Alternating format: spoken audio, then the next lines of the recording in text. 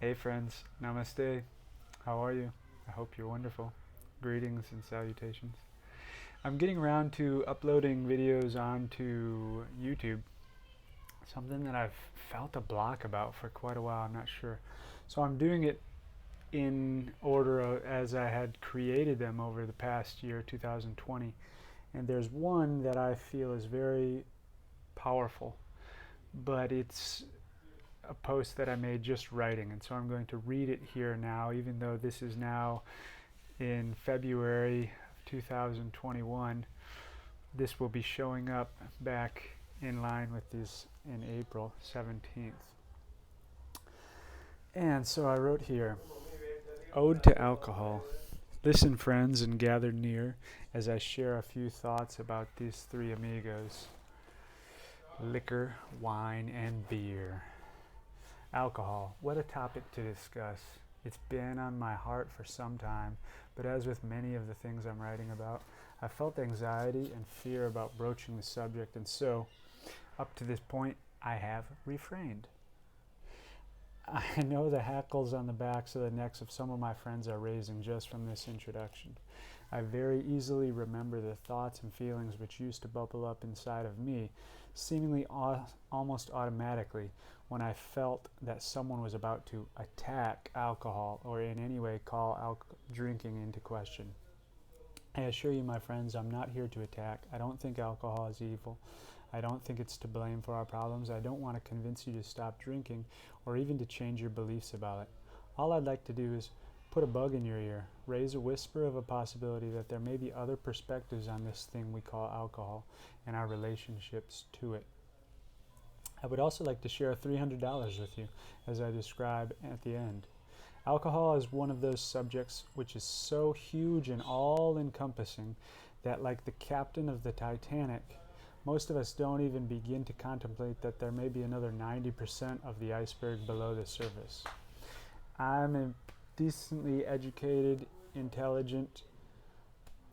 I put decently in there. It doesn't say decently here, and that's a little self-deprecation. There's still a little bit of not having confidence to say this. Yes, I am an educated, intelligent, traveled man, and all of these years I've believed that my understanding of alcohol is largely based upon the thousands of experiences I've had with it over those past 19 years.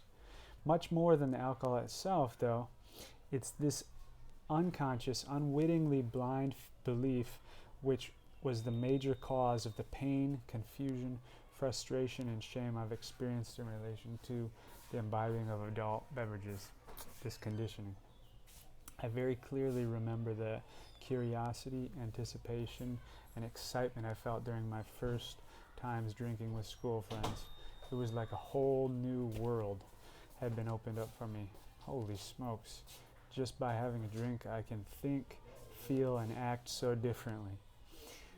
I've always been an explorer, as I write this back then, sitting on a hill in the Himalayas, and now in a hotel in Delhi. And it seemed that alcohol gave me a whole new world to explore. All of a sudden, things I believed I'd fully experienced and understood now had new potentials just by combining them with alcohol. How exciting! Things so commonplace, such as chores or walking or attending class, suddenly had new perspectives to them. Ooh. And more exciting things like movies and dances and parties, wow, they took on a life of their own. Add a little alcohol.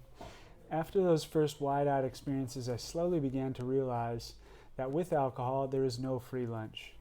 With the highs came some lows, such as hangovers, fights, though at the time these seemed like a healthy part of becoming a real man, and further societal conditioning. Embarrassing myself, getting sick at parties. Again, back then, this sort of thing seemed like an example of how all hardcore we were, further conditioning. The risk of racing around in my grandmother's car as I drove drunk. Thankfully, after several situations in my life, I shifted that behavior and have not ever gone back to it. But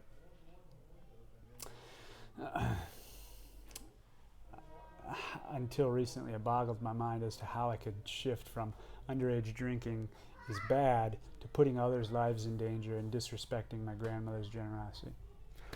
Though none of these repercussions were especially attractive, at the time they didn't seem close to outweighing all of the benefits further conditioning I felt I was enjoying with alcohol. Heading to school in university in New Orleans greatly expanded my drinking universe. If you know New Orleans. Welcome to the wide world of pre-gaming, tailgating, frat parties, jungle juice, ice luges, two-story beer bongs, drinking games, huge festivals, live music, day drinking, the local bar, so much more. Looking back, there are few cities I can think of which are more ill-suited to the healthy nurturing of young children, young people on their first major exploration of being grown up. In my opinion, the current Western and American college experience is one of the clearest examples of our lack of understanding the basic principles of human and societal development. But I digress. That's a topic for another day. Upon graduation and entering the Marine Corps, my early mid-20s, I experienced an expansion yet again of my alcohol world. Now I had the camaraderie drinking. Alcohol as a celebration for overcoming challenges. Classier drinking at more sophisticated bars and restaurants, new drinks around the world, and so much more. Though this may sound like a lot, I never for a moment was concerned I had an alcohol problem. Indeed, compared to some of my peers, I drank much less than often. Being in the military during university, I never drank during the week. Part of the almost tiny, bizarre minority of college students not drinking during the week. And again, during my Marine Corps career, my drinking stuck to the weekends and holidays. True, the lows of alcohol had continued to increase and gotten more serious. Longer, more unhealthy hangovers, blackouts, missing wide swaths of memory, unnecessary hurtful arguments with friends and girlfriends, unprotected sex, getting arrested in a drunken fight, etc., etc. But these always seem to either be not my fault or an unfortunate part of normal life.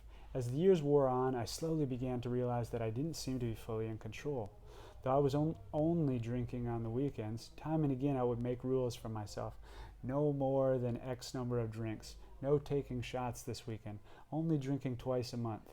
And then I would break them. I've always been a passionate, driven person with large goals and dreams, and I began to recognize how drinking was lowering my motivation, physical and mental energy, and my mood, though back then I mainly blamed it on the hangovers. Each time I tried to control my drinking and failed, I felt a little more hopeless. Each time I did something I was embarrassed about while drinking, I added to my unconscious feelings of guilt and shame. Drinking began to shift darker. I began to drink alone, to relax while watching movies after a long work week. I began to combine my drinking with other unhealthy habits like smoking hookah and unhealthy dark sex. Time and again I damaged friendships. Time and again I hurt myself and the women that I loved. Time and again I mistreated my family members. As the years went on, this cycle continued.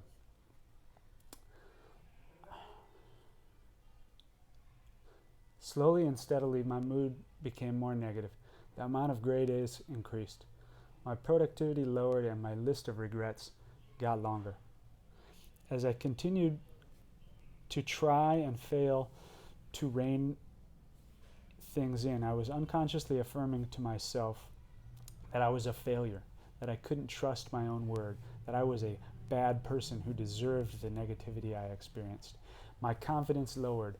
My view of myself lowered. My self-loathing grew and my hopelessness and helplessness increased. I began to believe that I was weak, that there was something wrong with me, that I would always struggle.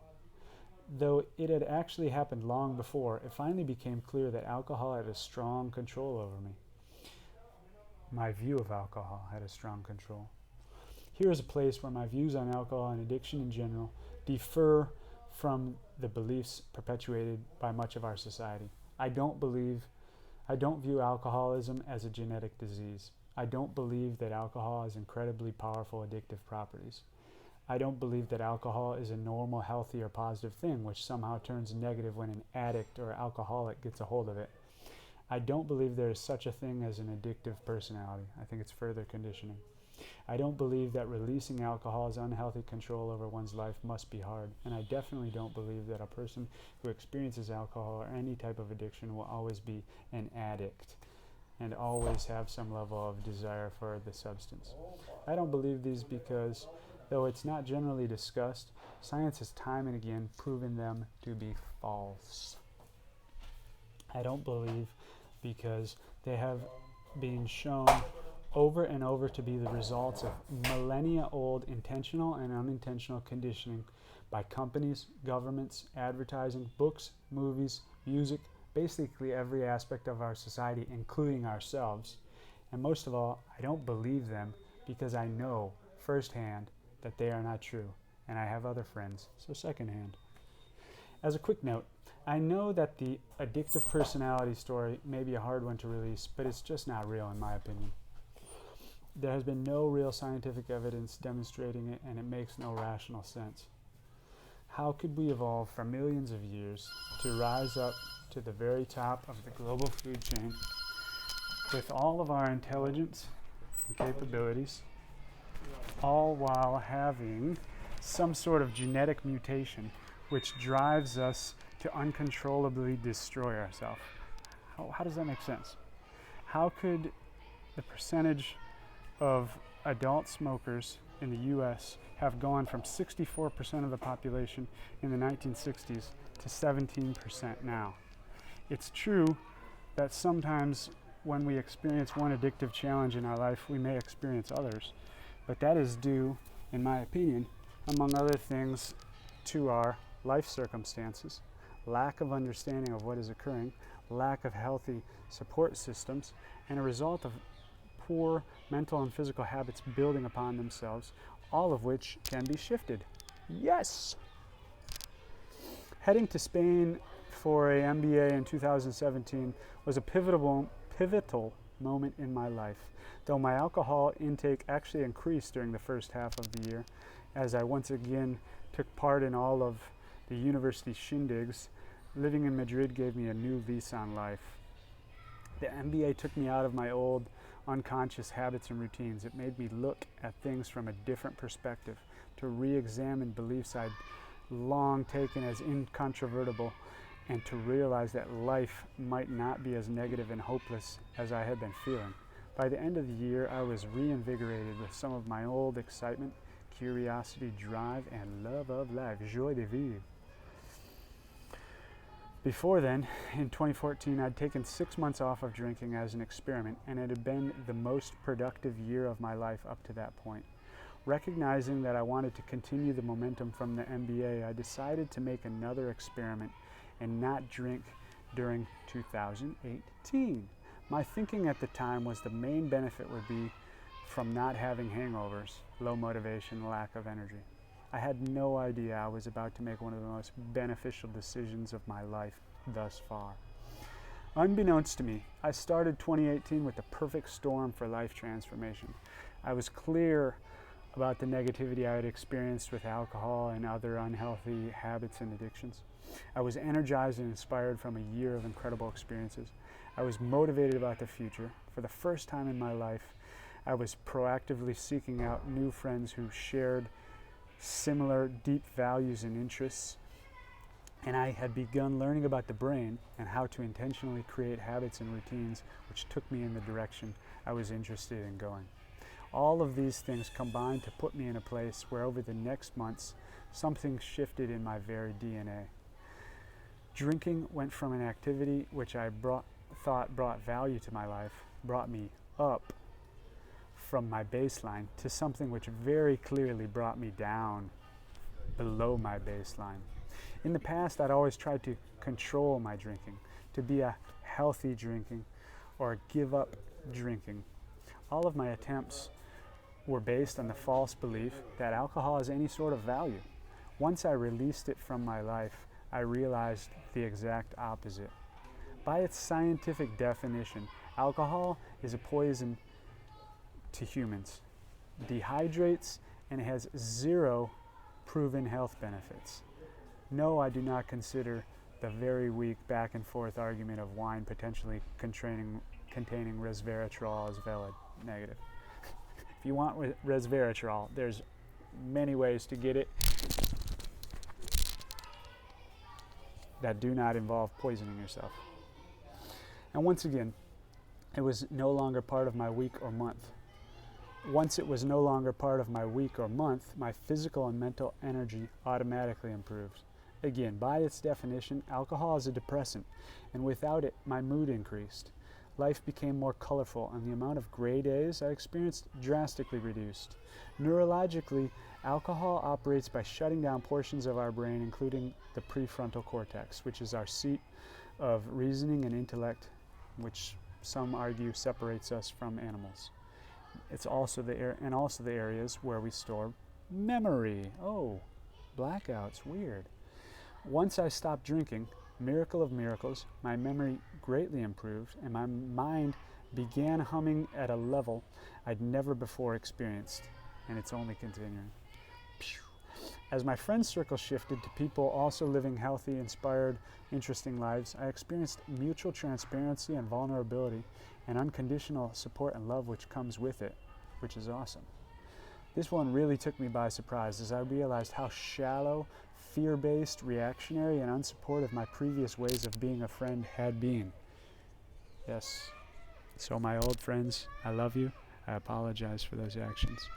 I always loved you. I was just unconscious.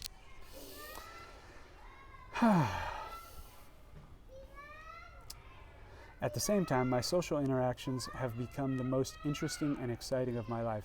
Very true.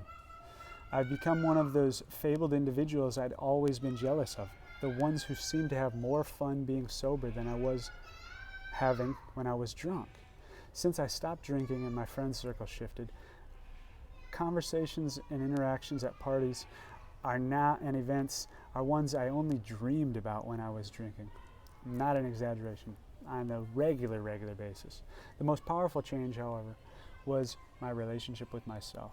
For so long, I had unknowingly believed that alcohol gave me confidence, conditioning, that it helped me open up, further conditioning, that it made activities more enjoyable, further conditioning, and that it was so powerful and I was so weak that even if I stopped, it would always be a part of my brain and which would desire it, further conditioning.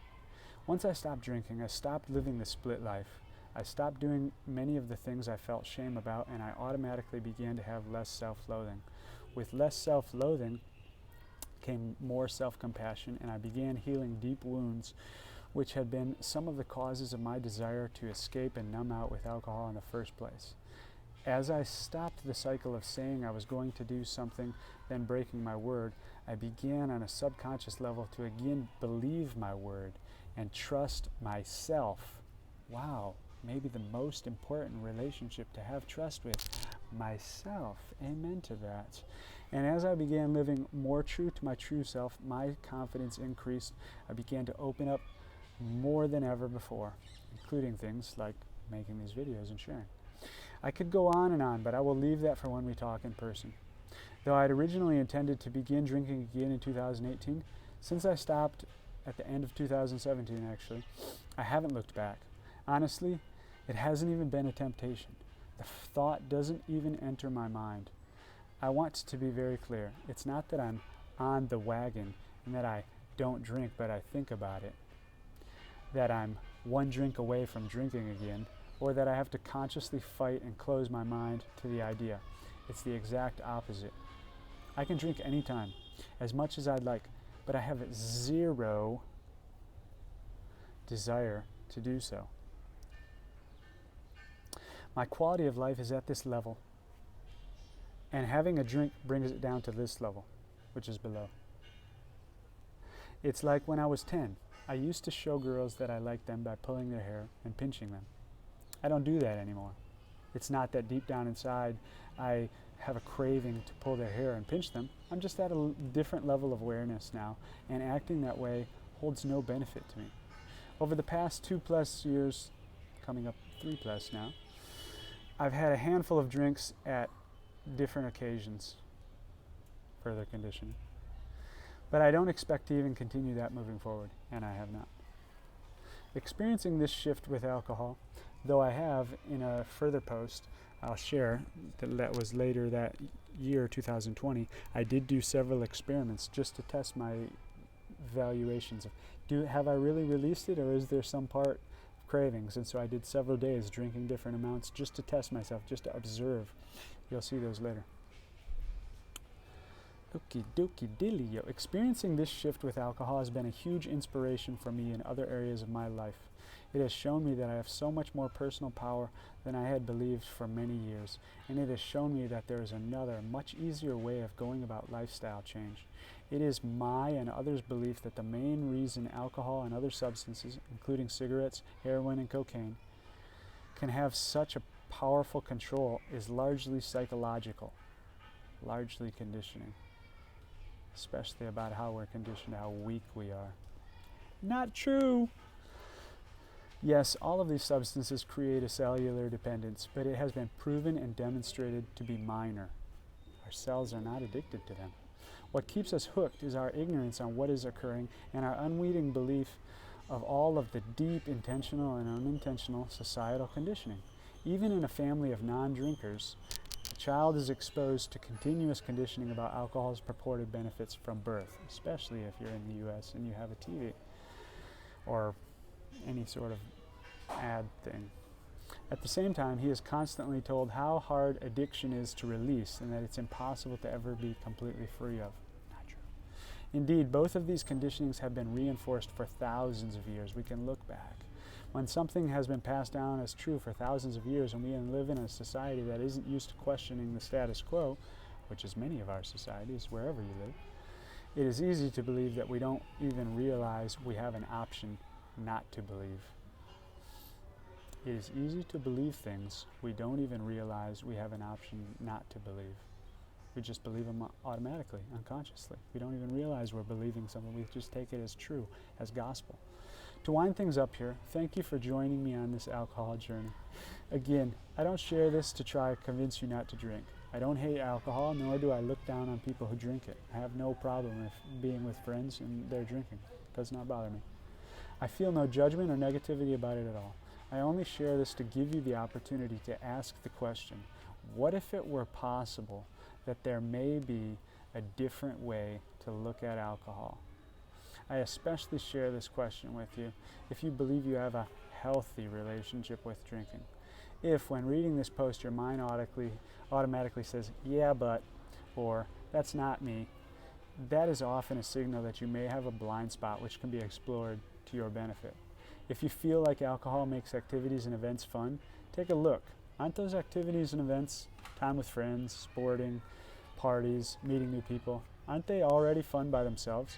Just imagine how much more fun they will be when you have the confidence in yourself to have fun interactions without believing you have to rely on something external.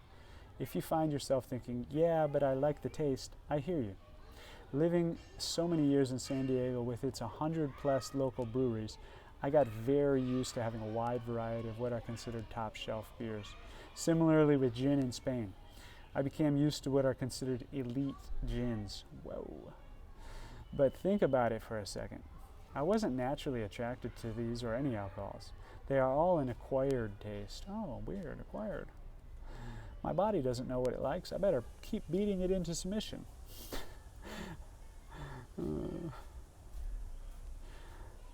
Which is another way of saying my body is an incomprehensibly intelligent organism which very clearly knows what's best for it based off of millions of years of evolution, recognized what I was drinking was bad for me and so rejected it until I repeatedly forced it to go against its own instincts. That doesn't seem like an intelligent decision. And two, I'm choosing to drink a literal poison, because the people who make money selling it to me have found a way to add flavor of something naturally healthy, which my body is normally attracted to, such as fruit. Let's flavor the poison. Would you be interested if I took you to Home Depot, bought a poisonous industrial cleaner, and then mixed it with some fruit or vanilla bean flavorings and handed it to you as a cocktail? It's not an exaggeration. What is the actual difference? If this post intrigued you at all, or even if it didn't, I encourage you to check out Alan Carr's Easy Way to Control Drinking, or his other books for cigarettes, overeating, gambling, sugar, etc. As I've mentioned, I feel called to assist others who struggle with challenges, addictive challenges. This author kept coming up in books I was reading about habit change and neuroscience, so I decided to check him out several months ago. Back then, I was amazed to see that not only had he laid out step by step exactly what I'd experienced both with my challenges and how I'd released alcohol, but he opened my eyes to new ways of looking at alcohol and its conditioning that I hadn't even imagined. I would like to give $25 per person to the first 12 of you who choose to read this book. Still got the money, baby. I don't care if you love it, hate it, choose to stop drinking, keep drinking, drink more. All I ask is to have a 5-minute chat with you after you've read it, just so I can get your feedback, because I'm curious. I always love to hear different people's perspectives. Alrighty, that book's name, Alan Carr, Easy Way to Control Drinking. I don't get any money for it or anything of that sort. And back then I was doing this. One thing I do with each blog post is to add a question and a tool at the end. The question's purpose is to help you get to know yourself. The tool's purpose is to help you intentionally create the life you know you are capable of and desire to live. Question, complete the sentences. 1. As a child, I missed the chance to blank. 2. As a child, I could have used blank. 3. As a child, I dreamed of blank. And the tool is check-in routine step 2. After completing step 1 from the previous post, ask yourself, how is my breathing? Is it shallow, deep, fast, slow, in your chest, in your diaphragm? How is it? Just gaining an observation. All right, my friends, that is that. Namaste, namaskar, have fun.